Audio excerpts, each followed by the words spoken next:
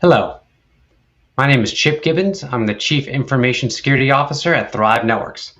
And in this Help Net Security video, I'll be talking about the key differences between business continuity plan and a disaster recovery plan. In the past, these plans were used interchangeably, and in many cases, there was a reason that is because it was easy just to have one plan. But as attacks became more frequent and systems became more complex, we really needed to separate what a business continuity plan was and what a disaster recovery plan was. So when we start talking disaster recovery, we're very much talking about restoring systems and operating systems, data, servers, files, whatnot, to the original state that they were in. So this could be because of a fire, a cybercrime, natural disaster, etc. It could be any of those things, but we need to now restore this to a specific point in time. Now, a lot of times when we're talking about disaster recovery plans, we bring in recovery time objective, or they say RTO, and that is how long it takes to recover that data or those files or that server or whatnot to the original operating, original way it was set up.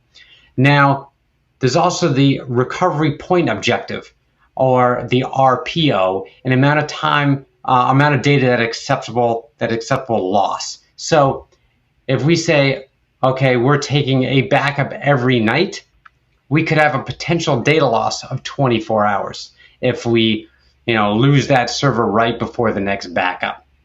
Now, recovery time objective could be, okay, we can restore that server from backup within 2 hours. So, and that could be a time window that is acceptable. So our recovery time objective could be 2 hours, and our recovery point objective could be up to 24 hours. So those numbers usually come into effect when we're talking about, the more critical the system, the lower we want both the recovery point objective and that recovery time objective. At some point, they wanted, some businesses want it to be almost instantaneous. And again, the lower the number, usually the higher the cost, because you're replicating systems to different, let's say, data centers. So you might, if you're worried about a natural disaster, hurricanes, or you're worried about earthquakes, you might replicate to a different area of the country or a different area of the world. And if you're doing that, that replication has a cost to it, and you need to have a system that is basically online and ready to accept data and can swap over to that system almost instantaneously. Now, when we're talking about these kind of services, there are places that have disaster recovery as a service, and they help you design those systems and help you implement those systems so you can have the downtime or whatnot that works for you as an organization. Now, that's disaster recovery. Now we have business continuity plan, or a BCP. So a business continuity plan is how a business will maintain operations during a technological malfunction or problem. In this case, so let's say a server goes down.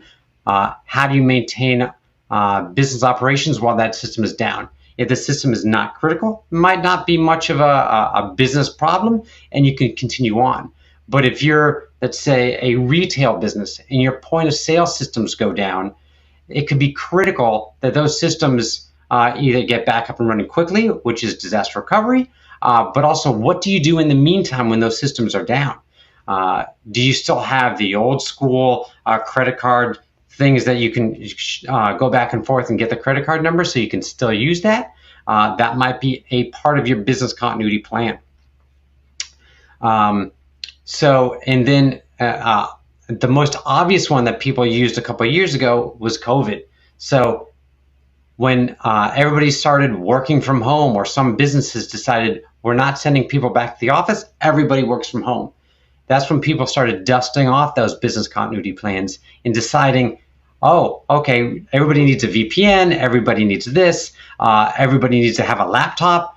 If you weren't prepared for this and hadn't thought about this ahead of time, these were times where you're making plans on the fly. That can cause longer delays in having the plan come into fruition, and it makes the system and overall movement over to that plan a lot harder. So during COVID, businesses that were prepared to have workers work remotely and they had practice for this, it wasn't a big deal. But for businesses that were not prepared for this or not had not thought about working from home, this was a big change, and took a number of months to get into practice and to get people comfortable with it. So now, many times, both the business continuity plan and the disaster recovery plan are used at the same time. So while the disaster recovery plan is being utilized to get a system up and running, or to get your overall server or whatever application back online, the business continuity plan is being utilized to get this system in the organization working correctly, so it all works together. So the system still is working. You're still, let's say, billing clients, but email might be down. Somebody's restoring email, but clients are still getting billed, and things are, communication is still happening. Now, you might be asking yourself at this time, how do you test for this? How do you prepare for this? Well, there's regular reviews. You should at least be doing an annual review of both the business continuity plan and the disaster recovery plan to make sure everybody, all stakeholders, understand what they should be doing. Upper management should understand this is in place, as well as business departments, so they understand what they need to do. If people haven't reviewed the plan, don't understand what they need to do for the plan, and they're learning the plan during an outage, that's not going to help, because then you find the flaws in the plan during the outage, and that's not the correct way to do it. The correct way to do it would be what they say, called many places, a tabletop exercise. You go through, let's say you plan for a cybersecurity incident, ransomware, for example. You lose a number of systems. You have people from those business departments that are there. What do they do? How do they continue business when these systems are down? And then you look over to the people who are managing those systems and ask them, how long is it going to take it to get up? How do they get it up? What are the plans in place? So you walk through all those steps with the people who would be doing them, so everybody understands how it's done, and then you can find the problems with those plans and assist in a room with people that it's not critical. They actually get it up at that time. You're not in an actual disaster, so you can work through the issues and then update the plan. So then when something does happen, it is a much smoother transition, and you're able to do it much easier. In the long run, this is going to bring peace of mind to you as an organization. It'll make it a lot easier when these disasters happen. It's a lot smoother. People know exactly what to do. There's no question, and it makes, honestly, business run a lot easier. I hope this answered any questions you might have on business continuity plans and disaster recovery plans, and always happy to share again in the future. Thank you.